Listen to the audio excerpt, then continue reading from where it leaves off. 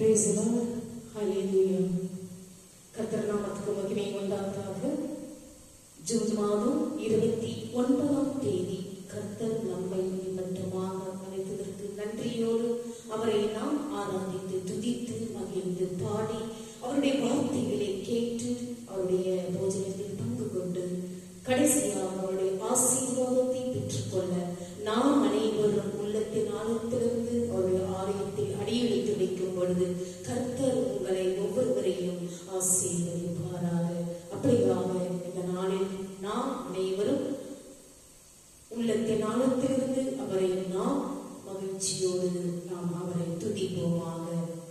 இன்றைய நாளில் நான் உங்களுக்கு வார்த்தைகளை கொடுப்பது யோசுவா 1ஆம் அதிகாரம் 7ஆம் வசனம். என் தாசனாகிய மோசே உனக்கு கற்பித்த நியாய பிரமாணத்தின்படியெல்லாம் செய்ய கவனமாயிருக்க மாத்திரம் மிகவும் பலம் கொண்டு திடமனதாயிரு.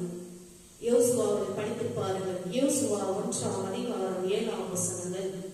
என் தாசனாகிய மோசே உனக்கு கற்பித்த நியாய பிரமாணத்தின்படியெல்லாம் செய்ய கவனமாயிருக்க மாத்திரம் மிகவும் பலம் கொண்டு திடமனதாயிரு. தேவனுடைய வார்த்தைகளுக்கு கீழ்ப்படிவதற்கு வெறும் மூளை அறிவு மட்டுமல்ல, பலமும் தைரியமும் தேவை. நம் அனைவருக்கும் தம்முடைய கட்டளைகளை கேட்பது மட்டுமல்லாமல் அவற்றை முழு மனதுடன் கை கொள்பவர்களின் பாதைகளை தேவன் எப்போதுமே ஆசீர்வதிக்கிறார். இதை நீங்கள் ஒவ்வொருவரும் மனதில் வைத்துக் கொண்டு ஆண்டவரை நீங்கள் உற்சாகத்தோடும் மகிழ்ச்சியோடும் அவரை நாம் துதிக்கும் பொழுது கர்த்தர் நம்மை ஒவ்வொருவரையும் பார்த்து ஆசீர்வதிப்பார். நாம் அப்படியாக ஜெபிப்போம். அன்புள்ள பரலோக பிதாவே, உலக காரியங்களுடன் சமரசங்கள் எதுவும் செய்யாமல் உமது வார்த்தைகளுக்கு கீழ்ப்படிய எனக்கு தைரியத்தை தாரும். என் செயல்கள் உம் மீதுள்ள என் நம்பிக்கையை வெளிப்படுத்தட்டும். இயேசுவின் மகிமையான நாமத்தில் ஜெபிக்கிறோம் ஜீவனுள்ள நல்ல பிதாவே, ஆமென்.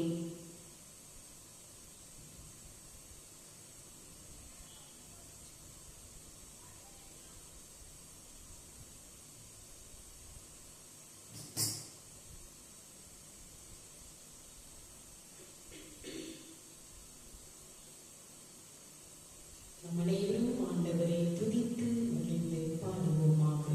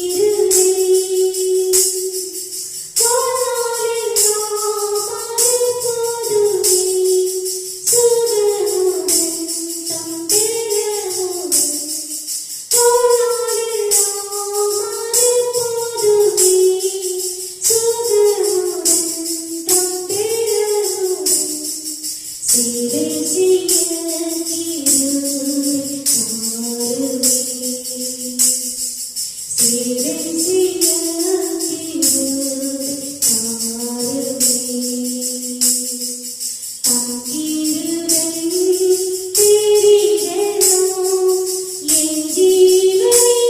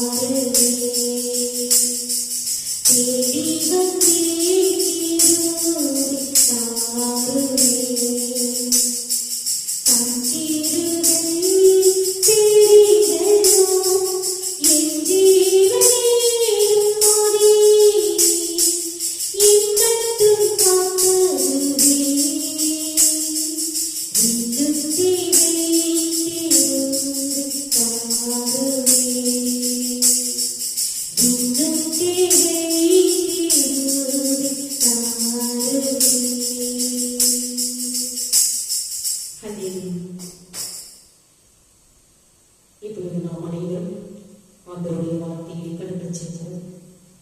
நான் உங்களுக்கு ஒவ்வொரு ஞாயிற்றுக்கிழமையிலும் இதை நான் உங்களுக்கு கொடுத்துக் கொண்டே வருகின்றேன். ஆண்டவருடைய வார்த்தையானது ஜீவன் உள்ளது, உயிர் உள்ளது. இதை நீங்கள் மறுப்பதற்கு ஒன்றுமில்லை. அப்படியாக நாம் அனைவரும் ஆண்டவருடைய வார்த்தையை தினந்தோறும் 2-3 வசனங்களையாவது படித்து நீங்கள் பயிர்ந்திருங்கள் என்று உங்களை நான் தாழ்மையோடு கெஞ்சி கேட்டுக்கொள்கிறேன். அப்படியாக இன்றைய நாளில் உங்களுக்கு நான் கொடுக்கிறது ரோமர் நற்செய்தி 2ஆம் அதிகாரம் 16ஆம் வசனத்தில் நான் உங்களுக்கு கொடுக்கிறேன். ரோமர் நற்செய்தி 2ஆம் அதிகாரம் 16 நீங்கள் வாசித்து பாருங்கள். சுவிசேஷத்தை பறைசாற்றுதல். என் சுவிசேஷத்தின்படியே தேவன் இயேசு கிறிஸ்துவை கொண்டு மனுஷனுடைய அந்தரங்கங்களை குறித்து நியாய தீர்ப்பு கொடுக்கும் நாளிலே இது விளங்கும். சுவிசேஷம் என்ற சொல் இயேசு கிறிஸ்துவின் மூலம் ரட்சிப்பின் செய்தியை குறிக்கும் வகையில் நற்செய்தி என பொருளப்படுகிறது. சுவிசேஷம் என்றால் அதனுடைய சொல் எந்த அளவிற்கு நமக்கு பயன்படுகின்றது? இயேசு கிறிஸ்துவின் மூலம் நமக்கு ரட்சிப்பின் செய்தியை குறிக்கும் வகையில் அந்த நற்செய்தி என பொருளப்படுகிறது. ரட்சிக்கப்பட்ட ஒவ்வொரு கிறிஸ்தவர்களும் சுவிசேஷ கிறிஸ்தவர்களாக அடையாளம் காணப்படுகின்றனர். அந்த நற்செய்திக்கு பொருள்களை நாம் பார்க்கும் பொழுது, ஆண்டுடைய நற்செய்தி ரட்சிக்கப்பட்ட ஒவ்வொரு கிறிஸ்தவனும் சுவிசேஷ கிறிஸ்தவர்களாக, பிள்ளைகளாக, குடும்பமாக அடையாளம் காணப்படுகின்றனர். சுவிசேஷ சத்தியத்தை அறிவிப்பது நம் ஒவ்வொருவரின் பங்காகும். அது நம் ஒவ்வொருவரின் மேலும் விழுந்த கடமையாகும். விசுவாசிகளை பொறுத்தவரை நற்செய்தியின் மைய செய்தியானது பாவத்திலிருந்து விலகி மனம் திரும்பி கிறிஸ்துவில் விசுவாசம் வைத்து ரட்சிப்பையும் நித்திய ஜீவனையும் பெற்றுக் கொள்வதாகும். இந்த சுவிசேஷம் அறிவிக்கப்படாவிட்டால் ஐயோ, ஜனங்கள் அழிந்து போவார்களே. ஒவ்வொரு விசுவாசியும் ரட்சிப்பை இலவசமாக பெற்றிருக்கிறபடியினால் சுவிசேஷத்தை அறிவிக்க கர்த்தர் நமக்கு கட்டளையிட்டுள்ளார். சுவிசேஷம் அப்போஸ்தலனான பவுலின் இரத்தத்தோடு இரத்தமாக கலந்து விட்டதால் அவன் என் சுவிசேஷம் என உரிமை பாராட்டி தேவனை மகிமைப்படுத்தினாராம். யார்? அப்போஸ்தலனான பவுலடிகளார். கிறிஸ்துவின் சுவிசேஷத்தால் உணர்ச்சி வசப்பட்டு உற்சாகம் பெற்றதினாலே சந்தர்ப்பம் கிடைக்கும் போதெல்லாம் அதை அதிகாரத்தோடும் தெளிவோடும் கூற அப்போஸ்தலனான பவுலடிகளார் தயங்கினதுமில்லை, தவறினதும் இல்லை. அந்த வார்த்தைகளை, எந்த வார்த்தைகளை? ஆண்டவருடைய வார்த்தைகளை அவர் மற்ற மக்களோடு வெளிப்படுத்த வேண்டும் என்று, நான் உயிருள்ளவரை ஆண்டவருடைய வார்த்தையை நான் வெளிப்படுத்துவேன் என்று அவர் ஒருபோதும் தயங்கினதும் இல்லை, தவறினதும் இல்லை. கடைசி நியாய தீர்ப்புக்கு இயேசு கிறிஸ்துவின் சுவிசேஷமே தேவனின் அளவுகோலாக இருக்கும் என்பதில் அவன் பூரண நிச்சயம் கொண்டிருந்தான். அப்போஸ்தலனான பவுலடிகளார். என் சுவிசேஷத்தின்படி என்பது நான் அறிவிக்கும் சுவிசேஷம் அல்லது இயேசு கிறிஸ்துவின் நற்செய்தி போதனைகளின்படியே பிரசங்கித்தல் என்று பொருளப்படுகிறது. அத்தேனே பட்டணத்தின் தத்துவ ஞானிகளுக்கு நற்செய்தியை துணிச்சலுடன் எதிர்கொண்டான் அப்போஸ்தலனான பவுலடிகளார். அறியாமை உள்ள காலங்களை தேவன் காணாதவர் போலிருந்தார். இப்பொழுதோ மனம் திரும்ப வேண்டும் என்று எங்கும் உள்ள மனுஷர் எல்லோருக்கும் கட்டளையிடுகிறார் கர்த்தர். மேலும் ஒரு நாளை குறித்து இருக்கிறார். அதிலே அவர் தான் நியமித்த மனுஷனை கொண்டு பூலோகத்தை நீதியாய் நியாயம் தீர்ப்பார். அந்த மனுஷனை மரித்தோரிலிருந்து எழுப்பினதினாலே அதன் நிச்சயம் எல்லோருக்கும் விளங்க பண்ணினார் என்றார். அப்போஸ்தலனான பவுலடிகளார். படித்து பாருங்கள்.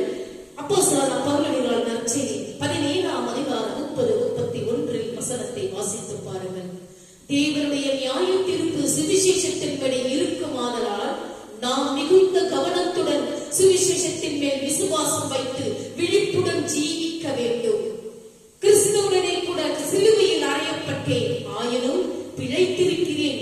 இனி நான் அல்ல, கிறிஸ்துவே எனக்குள் பிழைத்திருக்கிறார். நான் இப்பொழுது மாம்சத்தில் பிழைத்திருக்கிறதோ என்னில் அன்பு கூர்ந்து எனக்காய் தம்மை தாமே ஒப்புக் கொடுத்த தேவனுடைய குமாரனை பற்றும் விசுவாசத்தினாலே பிழைத்திருக்கிறேன். கலாத்தியர் 2ஆம் அதிகாரம் 22 வாசித்து பாருங்கள். ஒவ்வொரு விசுவாசியின் அடிப்படை அழைப்பு மற்றவர்களை கிறிஸ்துவிடம் கொண்டு வருவதே ஆகும். மார்க்கு நற்செய்தி 4ஆம் அதிகாரம் 19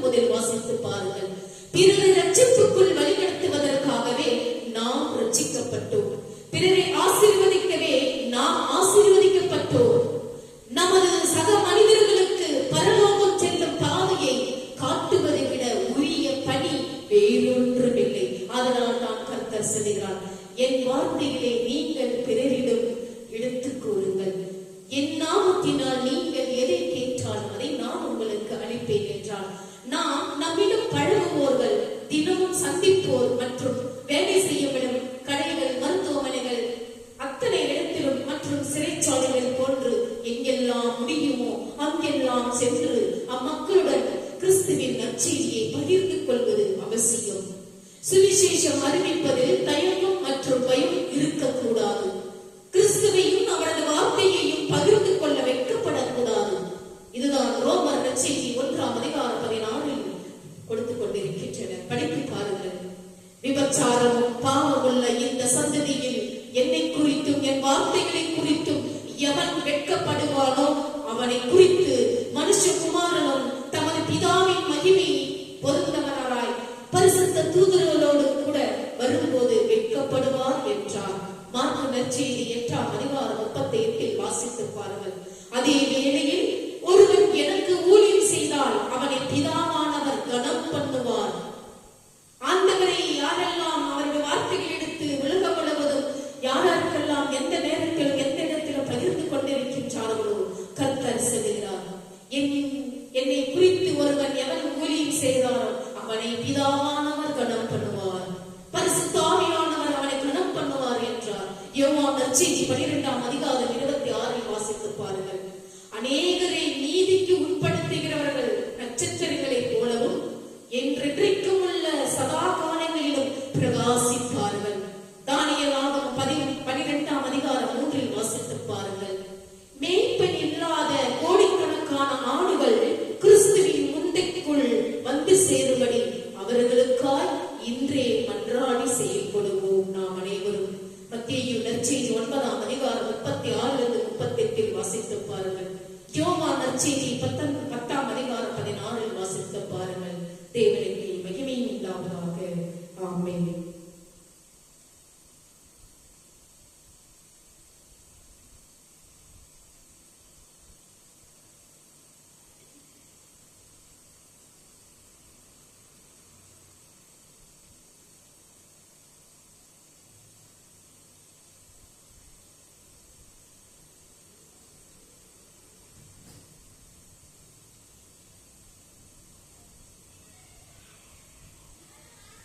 கடைசியாக நம் அனைவரும் காணிக்கைக்கு கடந்து செல்வோம். காணிக்கை பாடலை பாடி அவரை துதிப்போம்.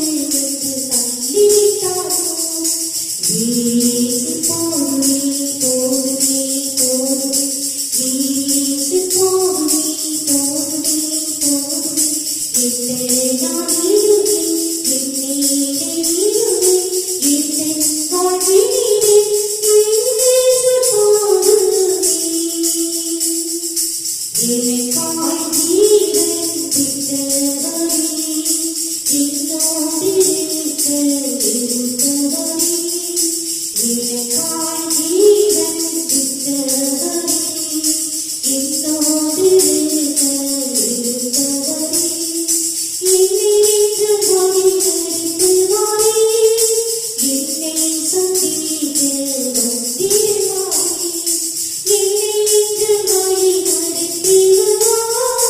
என்னை சந்திக்க வந்திடுவாரே. வீசி போடுவே போடுவே போடுவே, வீசி போடுவே போடுவே போடுவே, இதனால் இருவே என்னிலே இருவே, இதனால் இருவே என்னேசு போடுவே.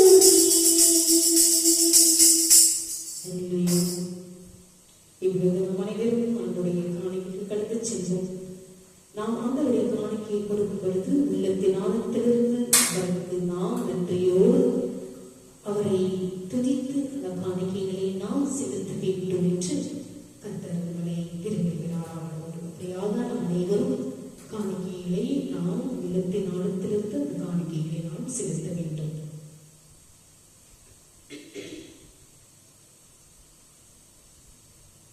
வானக தந்தையே, நீ மெய்யாகவே தூயவர், புனிதருக்கெல்லாம் ஊற்று. ஆகவே உம்முடைய தூய ஆவியை பொழிந்து இக்காணிக்கைகளை புனிதப்படுத்த வேண்டும் என மன்றாடுகிறோம். இவ்வாறு எங்கள் ஆண்டவர் இயேசு கிறிஸ்துவின் உடலும் இரத்தமுமாக எங்களுக்கு இவை மாறுவனவாக அவர் பாட உணவு மனமுணர்ந்து கையில் ஏற்ற போது அப்பத்தை எடுத்து நன்றி செலுத்தி அதை பிட்டு தம் சீடர்களுக்கு அளித்து அவர் கூறியதாவது: அனைவரும் இதை வாங்கி உண்ணுங்கள், ஏனெனில் இது உங்களுக்காக கையளிக்கப்படும் என் உடல் என்றார். அவ்வளவே உணவருந்திய பின் இக்கிண்ணத்தை எடுத்து மக்கள் நன்றி செலுத்தி வாழ்த்துரைத்து தம் சீடர்களுக்கு அளித்து அவர் கூறியதாவது: அனைவரும் இதை வாங்கி பருகுங்கள், ஏனெனில் இது புதிய நித்திய உடன்படிக்கைக்கான என் ரத்தம். இது பாவ மன்னிப்புக்கென்று உங்களுக்காகவும் எல்லாருக்காகவும் சிந்தப்படும். இதை என் நினைவாக செய்யுங்கள் என்றார். நம் அனைவரும் அவருடைய பந்தியில் ஒருவனுக்கு பகிர்ந்து கொள்வோமாக.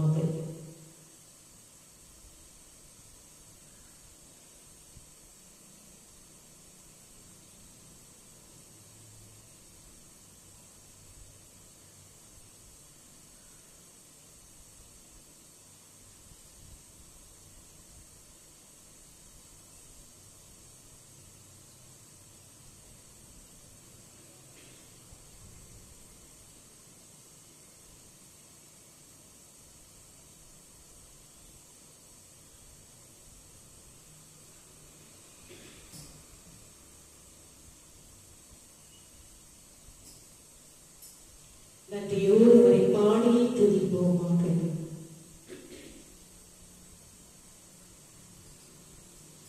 Oh, yeah.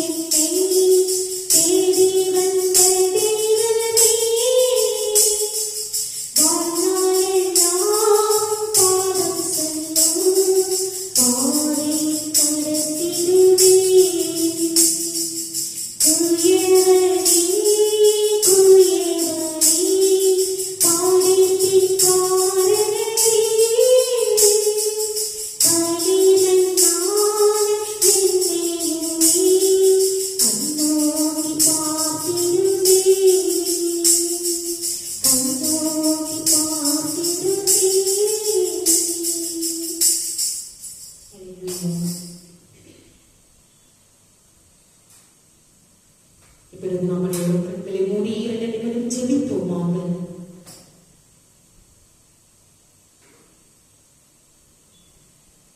பரலோகத்தில் இருக்கிற எங்கள் பிதாவே, உம்முடைய குமாரனை முதன்முறையாக எங்கள் இரட்சகராக உலகத்திற்கு அனுப்பியதற்காக நாங்கள் உமக்கு நன்றி செலுத்துகிறோம்.